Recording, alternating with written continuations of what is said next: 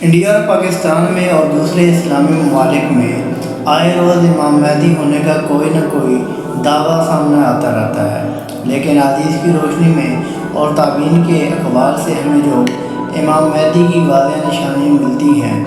ان میں سے چند ایک آپ کی گوش گزار کرنا چاہتا ہوں تاکہ امام مہدی کے حوالے سے آپ کا کانسیپٹ کلیئر ہو جائے۔ امام مہدی کے بارے میں عبداللہ ابن مسعود رضی اللہ تعالیٰ عنہ سے روایت ہے کہ حضور اکرم صلی اللہ علیہ وآلہ وسلم نے فرمایا کہ قیامت تب تک قائم نہیں ہوگی جب تک میری اہل بیت میں سے کوئی آ کر پورے عرب پر حکمرانی نہیں کرے گا، اور اس کا نام میرے نام پر ہوگا، اس کی سیرت میری سیرت کے مطابق ہوگی، اس کی طبیعت میں سخاوت ہوگی، لوگوں کے ساتھ خوش اخلاقی اور رحم دلی عروج پر ہوگی۔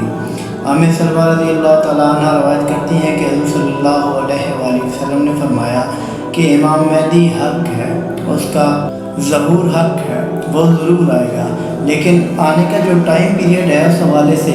جو حدیث ملتی ہیں کہ زمانے میں فتنہ و فساد اس قدر بھر جائے گا کہ ہر طرف قحط ہوگا، ہر طرف قتل و غارت ہوگی، زمانے پر صرف اور صرف ظلم و ستم ہوگا، پوری دنیا پر عیسائیت کا قبضہ ہوگا، مسلمانوں کے ہاتھ سے روم، شام، تمام اسلامی ممالک نکل جائیں گے، یہاں تک کہ صرف مدینہ اور مکہ کے اندر اسلام رہ جائے گا، اور پوری دنیا کے جو ولی اللہ ہوں گے، ابدال ہوں گے، وہ مکہ مکرمہ اور مدینہ کی طرف ہجرت کر جائیں گے۔ رمضان کا مہینہ ہوگا، تمام ابدال طواف میں مشغول ہوں گے، اور یہاں تک کہ امام مہدی بھی ان میں موجود ہوں گے، اور اس وقت امام مہدی کی عمر 40 برس ہوگی، اور تمام جو ولی اللہ ہوں گے وہ امام مہدی کو پہچان لیں گے اور ان کے ہاتھ پر بیعت کرنا چاہیں گے، لیکن وہ انکار کریں گے۔ پھر غیب سے ندا آئے گی کہ یہ میرے خلیفہ امام مہدی ہیں، ان کے ہاتھ پر بیعت کرو اور ان کی اتباع کرو۔ پھر وہ تمام ولی اللہ کو لے کر شام کی طرف دجال کے مقابلے کے لیے نکل آئیں گے، اور واضح نشانیوں میں سے یہ نشانیاں بھی ہیں کہ امام مہدی جب چلیں گے تو ان کے سر پر ایک بادل کا ٹکڑا ہوگا جس میں سے ندا دینے والا یہ ندا کرے گا کہ یہ اللہ کے خلیفہ ہیں، ان کی اتباع کرو، اور ان کے دور کے اندر ایک خوبصورت خشک لکڑی کو بنجر زمین کے اندر گاڑا جائے گا تو وہ سرسبز و شاداب ہو جائے گی، یہ فراوانی ہوگی، اللہ کی نعمتیں ان کے لیے۔ بنی اسرائیل کی طرح دریا جو ہیں وہ راستہ چھوڑ دیا کریں گے، نشانی طلب کرنے والا اگر ان سے کوئی نشانی طلب کرے گا تو ہوا میں اڑتے ہوئے پرندوں کو اشارہ کریں گے تو ان کے ہاتھ پر آ بیٹھیں گے، لیکن وہ پھر ان سارے ظلم و ستم کے خلاف جنگ کریں گے، اور اتنی فراوانی ہوگی کہ آسمان سے اتنی بارش برسے گی کہ زمین اجناس سے بھر جائے گی، اشیاء خورد و نوش اتنے زیادہ ہو جائیں گے کہ کوئی بھی شخص کوئی بھی مال طلب کرنے والا نہیں ہوگا، لوگوں کے پاس اس قدر مال و ثروت ہو جائے گا، یہاں تک کہ امام مہدی کا خزانچی اعلان کرے گا کہ کسی کو مال کی ضرورت ہے تو ہمارے پاس آ جائے، اور جب صرف ایک شخص جو لینے جائے گا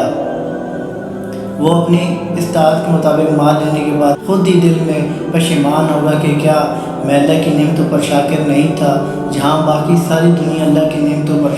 شاکر ہو گئی تھی۔ لیکن یہ کیا ہوگا جب دنیا میں فتنہ و فساد اس قدر بڑھ جائے گا، عدل و انصاف ختم ہو جائے گا، اور پھر آ کر امام مہدی کا ظہور ہوگا اور دجال کے ساتھ وہ شام کے مقام پر آ کر جنگ کریں گے۔ یہ کچھ واضح نشانیاں ہیں جو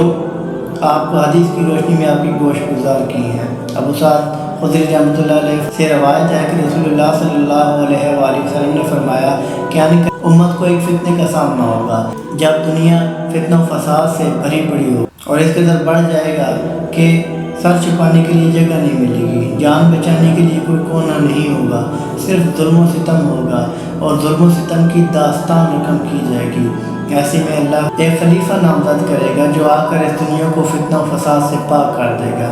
سب ظلم و ستم ختم ہو جائیں گے، اور عدل و انصاف کا بول بالا ہوگا، خوشحالی ہوگی، اور اسی طرح خوشحالی سے دنیا بھر جائے گی جیسے پہلے ظلم و ستم سے بھری تھی۔ اب ان نشانیوں کی اور ان سے جو واضح روشنی ملتی ہے، دلیل ملتی ہے، ان کے مطابق اگر کوئی کیلیپر پر پورا اترتا ہے تو پھر تو آپ کہہ سکتے ہیں کہ امام مہدی،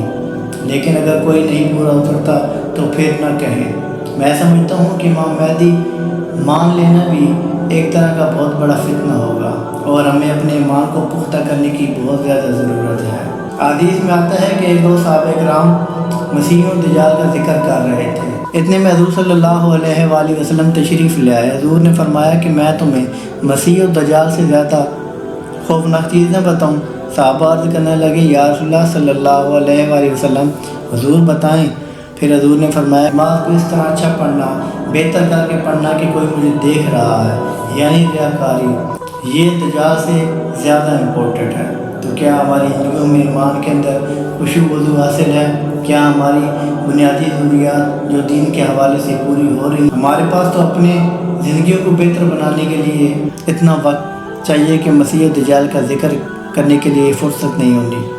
چاہیے، لیکن ہر طرف نئے فتنہ سر اٹھا رہا ہے۔ اقبال کہتے ہیں کہ تعویذ کا بندہ کوئی سیاض لگا دے، یہ شاخ نشیمن سے اترتا ہے بہت جلد۔ آئے روز کوئی نہ کوئی فتنہ سر اٹھاتا ہے اور اس پر لوگ چین گوئیاں اور ڈسکس کرتے نظر آتے ہیں، جبکہ معاشرتی مسائل اور ہماری ذات میں جو اس قدر کوتاہیاں خامیاں موجود ہیں، اگر ہم انہیں ٹھیک کرنے لگے تو ہمارے پاس وقت ہی نہیں، باقی چیزوں کے لیے ہمیں فرصت کہاں ملے گی۔ لہذا دین کے بنیادی معاملات پہ فوکس کریں۔ اللہ نہ کرے کہ ہم ایسا دور دیکھیں جو کہ بدترین دور ہو، اور امام مہدی کا جب ظہور ہوگا تو اللہ ہمیں اس جماعت کا ایسا بنائے جو حق والی جماعت ہوگی۔ اپنا بہت سا خیال رکھیے گا، دعاؤں میں ضرور یاد رکھیے گا۔ سلام پہنچے۔